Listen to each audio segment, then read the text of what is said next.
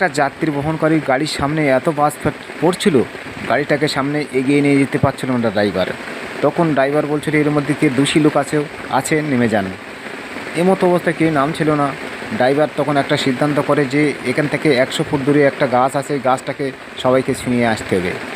এখন সবাই এই কথা মতো কাজ করে। লাস্ট যে লোক ছিল সেই লোক যখন এই গাছটার কাছে মানে গাছতলায় চলে যায়, তখন সেই বাসটা ওই গাড়ির ওখানে পড়ে যত লোক ছিল সবাই প্রাণহানি হয়ে যায়।